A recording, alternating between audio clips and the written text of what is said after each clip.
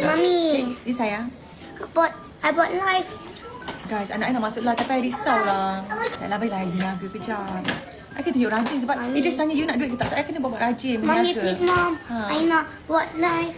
Alamak, Ida, please lah. Tapi Okay, dari wait. tadi you suruh kalau I boleh masuk. Okay, I boleh benarkan you masuk tapi bagi I tenang-tenang dulu. Okay, sayang? Bagi I tenang dulu, nanti you masuk lah.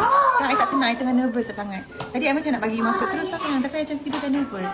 Macam Mami tiba-tiba macam boleh ubah fikiran. Sebab sebelum aib Mami buka kan. So, Mami, nak masuk. Okay sayang, kejap. Bagi I fikir dulu, okay sayang? Kejap. Last time I tu buat live pun. Okay, tak, I kena, Mami bekerja keras sekarang ni tau. Mami tak adalah nak duit daddy you je. Mami tengah kerja keras sekarang ni. I pun nak masuk please. Okay, boleh.